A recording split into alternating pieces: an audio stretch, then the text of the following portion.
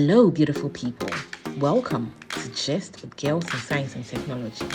Gist with Gist. Kindly subscribe to our YouTube channel and let's learn from our amazing females in STEM. Hello, beautiful people. Welcome once again to Gist with Girls in Science and Technology. Gist with Gist. So on today's show, I have a lovely lady, a beautiful lady. I read her story and I was so touched by it, and I believe a lot of us can be motivated by this. Her name is Augustina Osabutey, and she's a graduate research assistant, and she's also the founder of Teen Lead Foundation. So, what will you say is your greatest achievement as of now? I know you're going to achieve greater things. So as of now, what will you say is your greatest achievement? Okay, as of now, I would say something that I didn't know I will ever do that I've been able to do is providing water, being able to provide clean drinking water for two communities in Ghana, Western region Ghana. So around 2019, June 2019, my younger sisters, Adelaide and Fidelia, wanted to attend this Model United Nations conference in Accra. Mm-hmm. And as part of the conference, they were required to look around their community and then see if there is any problem that they can solve. Adelaide is more geared to the environmental sector, so she was looking around. She brought up a lot of things that projects that she would want to do in Axim, and I told her those projects are just too huge. No one at that time. Yeah, no one will be able to fund it for you. So try and then look. The two of you should come together and look, because Fidelia is in the arts field. How do I say it? Political science. Okay. Yeah. So I told them the two of you should just come together and bring me something, and then myself and my brother John Paul will help you out. So I was there when they sent me videos and pictures of Edukrom. It's a suburb of Axim, about a population of 1,000 people. And is it 1,000 or 800? So I should say about 1,000. And then that was the only drinking water they had, and I should tell you, I was really sad. So was it like a river or something? It was a river, but then they were able to. The British constructed it as a well for them. So since that time, like the colonial time, wow, they haven't had anything, and no good drinking water for them. When you see the well is very appalling. So we helped them, myself and John Paul helped them to work on their posters, presentation and everything, but they went and their project wasn't selected. Okay. So then they came back to me that, okay, our project wasn't selected, so you have to help us. I'm like, I don't know how I'm going to help. I'm a student. I love how they didn't give up, because basically it was for that event, and they didn't get it, but they still wanted to push through. They get that from their big sister, I'm sure. Yeah, so they came back to me. Adelaide especially was pressuring me. She won't even allow me to sleep. But the time difference is 6 hours, but Adelaide will call me at any time when she wakes up. Wow. What are you doing about the well? I'm like, just give me some time. I don't know where to go. I don't know. So I kept thinking about it. I'm a student in Butte, Montana, and yeah, I know people. I go to church, but I didn't know how to approach people and tell them this. So it took me about 3 months to just put myself together and then ask for help again. So I went to church one Sunday, and then I showed the videos to one of the church members, and then she was like, people are really drinking from this well, and I told her yes. I showed her all the videos, and then she was like, okay, I will help you. I also showed the videos to some people and see how we can go about this. Okay. So it was quite interesting how we were able to come up with a committee. Like, you show the video to everyone. This one is like, I want to help. I want to come on board. I want to help. And we had a committee of 10 people. They were all older than me. So, and if you are going to ask help from people, you have to be transparent. So Yeah. I just left everything, the bank accounts and everything for them. Like, I'm the secondary signatory to the bank accounts, but Okay. two of the committee members are the primary signatories. And whenever I needed money, I just go to them. I explain stuff to them Yeah. in an email and then send it to all of them that this is what we need the money for. So they suggested a fundraising online and then a fundraising in Butte, Montana community. So January 30th, 2020, we did a big fundraising in Butte, Montana. Like, the place was really packed. We Wow. prepared Ghanaian dishes, Mm-hmm. and then I got my younger siblings to buy these Ghanaian souvenirs. Mm-hmm. So we used those for the fundraising, and then also we prepared a dinner like from Ghanaian Wow. dishes, and I had to dance with the Kundum festival, like one of the Kundum festival dance. So I did that. I performed that dance, and then we were able to raise the money. It was really inspiring. Like, we didn't know we'd get a lot of people like And that. The yeah. place was packed. People were standing outside, sitting on the It's staircase. a great cause. So yes, yes, people will So jump on it. we were able to do that, and we raised the money, and then we also raised money from the GoFundMe. People supported from all over the world. And so our main focus was Edu Chrome. My dad and my brother John Paul were in charge, and then also John Paul also spoke to his boss, Mr. Samuel Edumo of African World Airlines, and he Okay. was also interested. So I was like, I need engineers on ground, and my dad is not an engineer. I don't want anyone doing a Yeah, shabby work for it us. has to So be done I well. need I need engineers on ground. So my brother is a mechanical engineer, and then his boss also is an aircraft engineer. So both of them, with my dad, supervised their job. And then during the handing over, we contacted Mr. Naman of National Youth Authority. So he came down and then handed it over to the community. So Wow. two boreholes for the community. And then after that, I realized we still had money in the account. So I was like, okay, this community doesn't have a hospital, so maybe we can do that for them. But then I realized, yeah, we can just put up the building, but where are we going to get the Yeah, equipment equipment.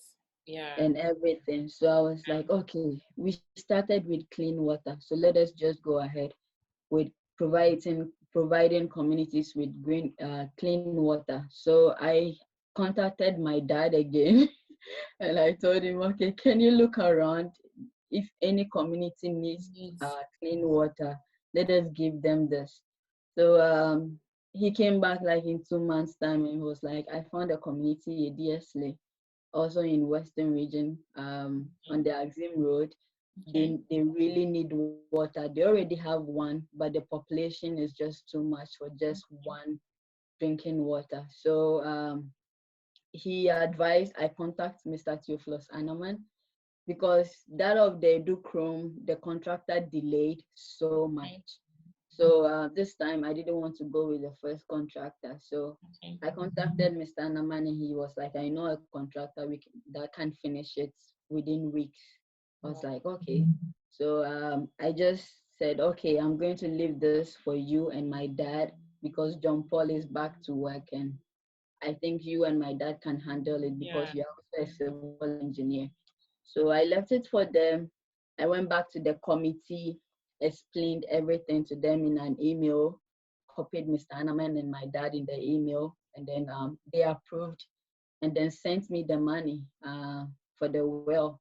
So just within 1 week, 4 days, the well was constructed and then One handed week, over. 4 days. Yes, it was handed over to the community just yesterday. Okay. And Okay. yeah, I woke up and saw You the have to pictures share from, pictures with me. I will. I woke up and saw the pictures from Mr. Theophilus Anaman and my dad. I was like, they were done with the handing over and everything. I was like, wow. God bless you. Uh, God bless you so it's much.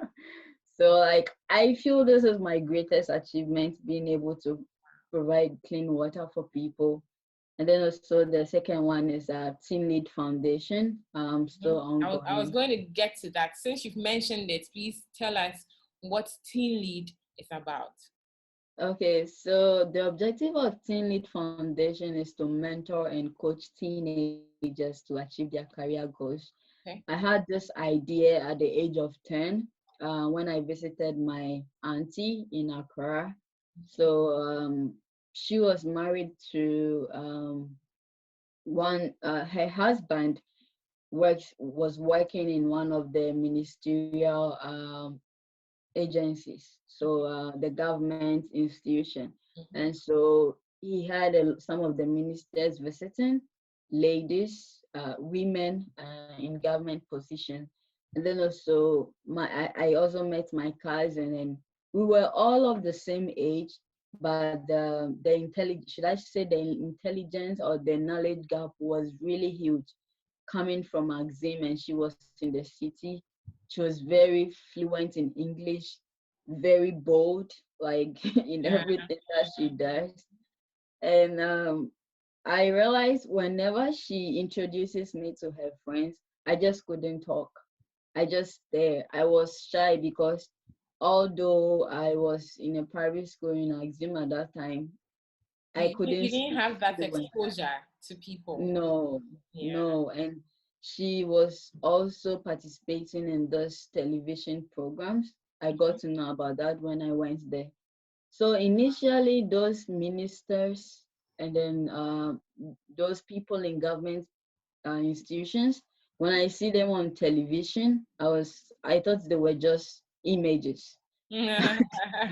I used to peep in people's windows to watch the news Yeah. because we didn't have television at that time, TV at that time. So I would just go peep in people's windows and watch. And you see people talking, especially the ministers during news. People talk about news and all those things. I wanted to know what that was. So getting to see them, especially the ladies, and then some of them will talk to you, ask how are you doing. Like my uncle will say, oh, this is my wife's sister's daughter from Maxim. And they will talk to you, especially the women Mhm. try to talk to you. So I got to know that these people are real human beings. And then some of them will speak in the local dialect, not in English. Yeah. I was able to also You ask realize them. they are relatable. You could relate Yeah, with them. Yeah. yeah, I was able to ask them questions. I was like, Wow. okay, these are real human beings. Yeah. Good.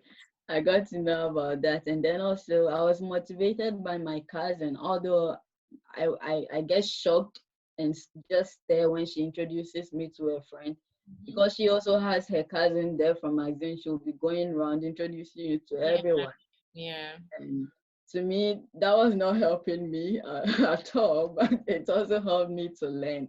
Yeah. So just on our way back, I was asking my mom a lot of questions, and my mom would be like, "You ask too much questions." But I just wanted to know something, so I decided that okay, I have to work hard and be like these ministers to be able to help the teenagers in Axim. I don't know why. Looking at my cousin, I just couldn't even talk. We are of the Yeah. You same could age. tell What? now. You could tell the difference.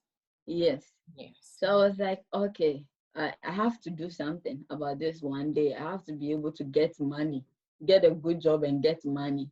So that was just what was in mind as I grew up. You have to get money and be able to help the teenagers in Axim. That was the main motive. So Um, After that, after University of Mines and Technology, God blessed me. I always say that I got posted to Go First Ghana Limited for my national service. So in Goldfields, I decided to save my allowance. Uh, I was like, okay, I'm here, and this place is good because most of my friends were posted to the government institutions and they are not being paid as I'm being paid. I eat at work, so I don't even know why I should be spending the money on unnecessary stuff. So I decided to save the money and then start preparation towards Teen Lead Foundation. Um, I registered Teen Lead Foundation in, I think, in 2016. And then I was able to organize some programs in 2017. So uh, I saved the money, but the money wasn't up to organizing a program. So I just talked to my bosses and people in the company to help me out that this is what I want to do. I really want to help my community. This is the money I have. I don't have much. Could you please help me? So I was always making noise in the buses when we are coming to work and then going back home. I just asked permission from the driver and then start talking about my project and people started donating, and I was able to organize 2 programs for the schools in Axim, the public schools and then the private schools. Invited people to talk about building self-confidence, how to manage your time effectively, and other topics. So how I was able to go about it, and I was able to organize this with the help of my dad and then my siblings. So I don't have anyone, so I just always put them along when I'm going. That I need help. That's an amazing support system. That's great. So that is what I did. And when I came here in 2017, I really couldn't do anything back home because John Paul was in school, Adelaide was also in senior high school. No one was on the ground to do it for me. So it took me a while to just try and talk to people, try talking to people, and then I found people of the same mind who also want to help their community, and then we came together to continue with the course. So that is what we are doing for Teen Lead. And thankfully, we were able to organize a career system program for the schools in Axim again. Our objective is to cover the whole Western region. So I'm in Takrady at the moment. Oh, okay. So we will talk offline how Just can partner with Teen Lead to do something in the Western region. That sounds good. So our next program this year will be another district in Nzema, in Inase, and then we'll move to another district, and then we want to cover the whole Western region, and then hopefully move to other parts of Ghana. So yeah, we can do a lot together. That's great. That's great. That's great. So I'm sure people have heard a lot, learned a lot, and we can all tell what determination can do. When you set your mind on something, you put your mind on something, you just make sure that you pursue it with full force. Yeah. Amazing interview. So what advice do you have for our young ladies out there looking to go into STEM careers? So the advice I'll give them is that once you have decided to go into a STEM career or a STEM field, you can do it, but you can do it with determination and perseverance and hard work. In Ghana, most of us believe in God, be it a Muslim or Christian, we all believe in God. And some people will tell you, "Oh, I'm relying on God. God will do it." Yeah, God will do it, but God will create the opportunity for you. But if you are not prepared, you will miss it. You will miss it. Yeah, you don't have to. You have to always be prepared so that you don't miss any chance that comes your way. you tell yourself, my parents don't have the money, I don't have the money, but what are you doing? What have you started doing? Are you helping yourself so that someone out there could see that you are really trying to help yourself so that they can come in and help you? Mhm. So you have to start something, and then STEM is the backbone for every country's development. Thank you. That is what I believe in. So it's a good opportunity when you get into the STEM field. So if you really want to get into the STEM field, just move in with everything you have. Just move in with all your strengths, perseverance, determination will help you. It's not that easy. I'll tell you the truth. I struggled a lot in Montana, and here I'm struggling. Currently, I'm working on my research, and I've had What a research? problem. I was meant to ask that. Uh, What research are you working on now? so, trying to recover phosphorus from wastewater and Okay. other nutrients. So, phosphorus is vital or essential to life, human beings, and then plants. Plants, plants need it to grow. We also need phosphorus as human beings. And then also, it is a mineral that when allowed into the environment causes a lot of issues, especially for water bodies. So when we have excessive phosphorus in water bodies, um, it's algae growth becomes more in these water bodies, and then Okay. the algae uses all the oxygen. So the fishes or other creatures in the water bodies are not able to get access to the oxygen that they need. So they end up dying. So we need to protect our water bodies from phosphorus, but then also the phosphorus rock is mined like gold. It is found in only 11 countries. From my literature review, only 11 countries globally. So researchers have started finding ways of recovering phosphorus from other sources because it has been estimated, I think from 2012, one of the literature that I read, that in 100 years, the phosphorus rock will be gone. So it's vital, it is essential to life. So we need to find other ways of recovering phosphorus. It's used for fertilizer, like especially in the agriculture industry, really needs it. So we have to recover it, and then also we have to protect our environment from eutrophication. So basically that is it. And I'm working on it, trying to use different methods to recover the phosphorus. So currently I'm using algae.